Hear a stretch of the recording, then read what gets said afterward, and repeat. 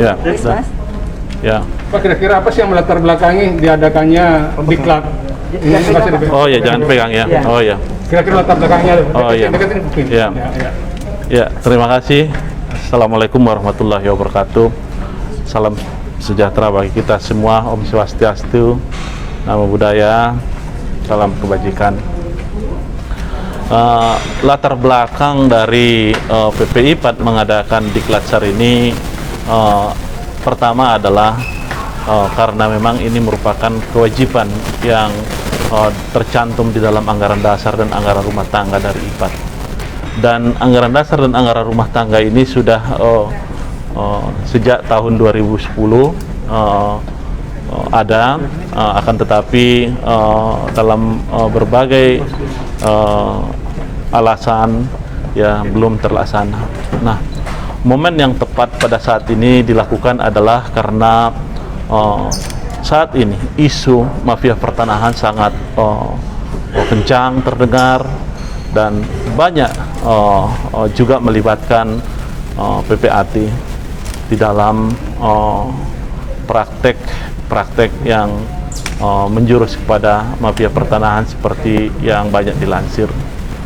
Nah, tentu kami PPI IPAD tidak mau hal tersebut semakin berkembang. Nah, pada saat ini kesempatan yang bagus ini yaitu adik-adik kita yang belum menjadi PPAT ini ya kami himpun seluruhnya sesuai dengan aturan yang ada di dalam perkumpulan. Kami ajak agar segera mereka melakukan pendaftaran sebagai anggota luar biasa.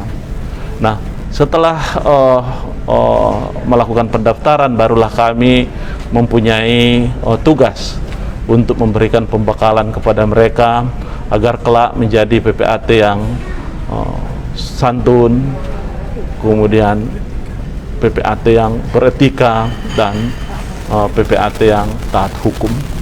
Nah, dengan demikian kami berharap, PPI IPAD berharap apa yang sekarang menjadi isu terkait adanya PPAT yang menjadi bagian dari mafia tanah tersebut di masa yang akan datang bisa dikurangi atau setidaknya dihilangkan di dalam praktek PPAT.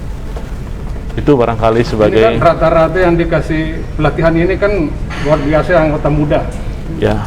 Sedangkan yang biasanya nakal kan yang lama-lama Pak, yang udah senior yang ini tuh pembinaan seperti apa yang diberikan kepada mereka? Oh iya. Nah, saat ini PPI IPAD tentu juga akan melakukan pembinaan secara paralel.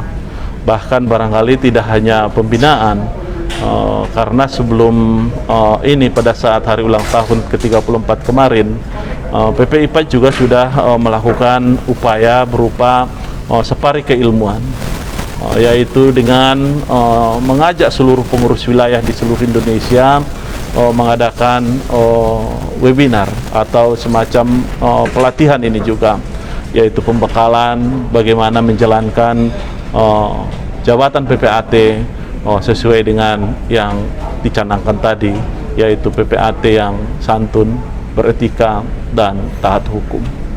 Nah, kemudian selain daripada memberikan pembekalan kepada PPAT yang sudah menjalankan jabatannya, ini adalah sinergitas dengan Kementerian ATR yang telah melakukan peningkatan kualitas PPAT untuk mereka yang telah bermasa kerja 10 tahun, kemudian 20 tahun, yang mau pindah dan yang pensiun.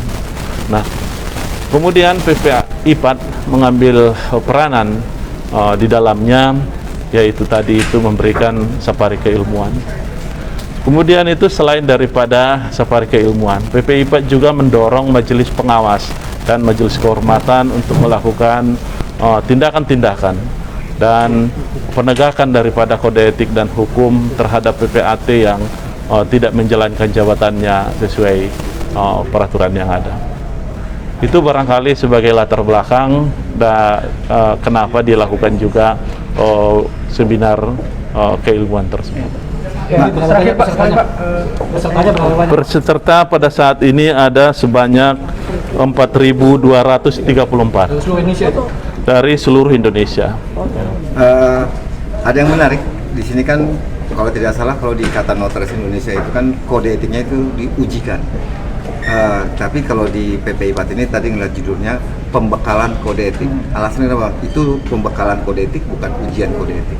Ya, kita berharap dan kita mempunyai pemikiran bahwa untuk diamalkannya seseorang kode etik tersebut secara terus-menerus berbeda dengan kalau dilakukan dengan konsep ujian, mungkin dia hanya mempersiapkan diri pada menjelang ujian saja. Nah, kami berharap dengan pembekalan ini terpatri di hatinya bahwa ia adalah seorang PPAT sebagai pejabat umum yang selalu harus menaati kode etik. Satu lagi Bang, pada saat penerimaan pendaftaran calon ALB itu kan sempat terjadi gejolak dalam artian masalah biaya pembayaran 2,5 juta itu kan jadi bermasalah. Tanggapannya gimana Bang? Ya, jadi penetapan daripada besarnya uang pangkal tersebut adalah otonom daripada organisasi, adalah otonom daripada PPI Pat. PPI Pat tidak mendapat bantuan sumbangan dari pemerintah. Oleh karena itu PPI Pat harus mencari dananya sendiri. Salah satu sumber dana yang diatur di dalam anggaran dasar dan anggaran rumah tangga adalah uang pangkal. Kemudian nanti setelah dia menjadi anggota adalah iuran wajib anggota setiap bulan, dan kemudian tentu dari mengadakan kegiatan-kegiatan lain yang sah. Oleh karena itu yang dilakukan oleh PPI Pat ini adalah sah dan otonom, merupakan ranah perkumpulan dan tidak bisa ditundukkan kepada hukum negara. Tanggapannya Bang dengan adanya pendapat bahwa pendaftaran ini dianggap sebagai pungli? Itu tentu sangat jauh ya. Itu barangkali tidak memahami terkait dengan hukum perkumpulan ya. Nah, seperti yang saya katakan tadi, kami adalah perkumpulan yang mandiri, yang tidak mendapat bantuan dan sumbangan dari negara. Oleh karena itu, untuk menghidupi perkumpulan ini, kami anggaran dasar kami telah menentukan dengan jelas bahwa apa-apa saja sumber kekayaan daripada organisasi. Nah, jika seandainya jika dianggap yang kami lakukan ini adalah merupakan suatu tindak pidana, maka tentu apa yang ada di Pradi terkait dengan mereka memungut untuk ujian pengacara, kemudian di Ikatan Dokter Indonesia ya terkait dengan uang iuran dan perkumpulan, di Ikatan Notaris Indonesia terkait dengan ujian kode etik dan lain sebagainya yang mereka pungut, maka itu juga menjadi pungutan liar. Tetapi itu semua sebenarnya adalah sah dan legal, bukan termasuk daripada apa yang disebutkan tadi. Karena kami bukan penyelenggara negara, kami adalah badan hukum yang mengurusi anggota, badan hukum sosial. Ya, sehingga seperti yang saya sampaikan tadi, pendanaan kami dan pengeluaran kami akan dipertanggungjawabkan di Kongres kelak, bukan di forum lain. Keuangan perkumpulan tidak akan pernah dipertanggungjawabkan di forum lain kecuali disalahgunakan. Insya Allah kami tidak akan menyalahgunakan amanah yang ada tersebut, akan kami jalankan sesuai dengan anggaran dasar, anggaran rumah tangga, dan dipertanggungjawabkan nanti di forum kongres yang akan datang. Ada sikap atau langkah yang akan diambil oleh pengurus pusat ketika ada seseorang atau anggota yang melaporkan ini ke instansi negara? Ya, tentu kita akan mengukur nanti sejauh mana akibatnya ya terhadap pernyataan-pernyataan tersebut.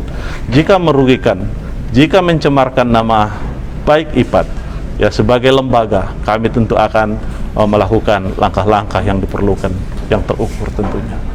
Kalau disalahgunakan itu hukumannya apa?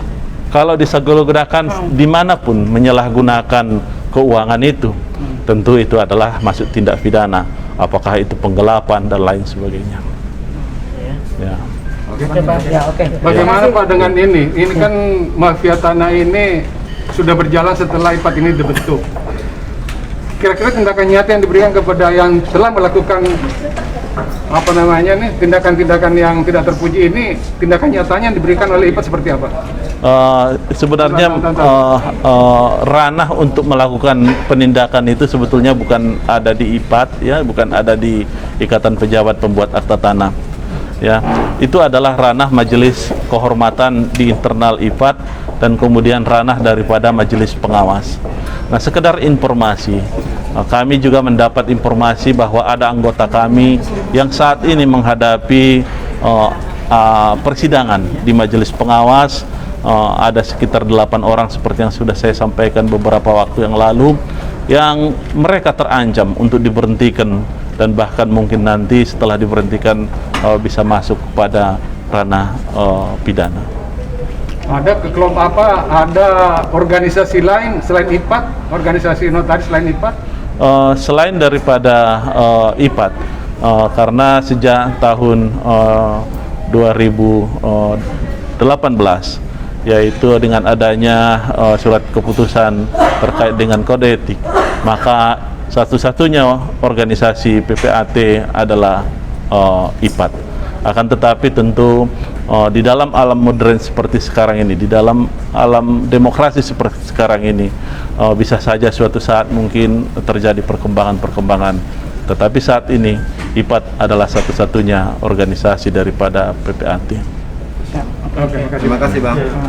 Demikian saya pikir tadi takutnya press conference nanti kalau dipecat dari dengan sini PPI. pindah ke Assalamualaikum organisasi lain. warahmatullahi wabarakatuh.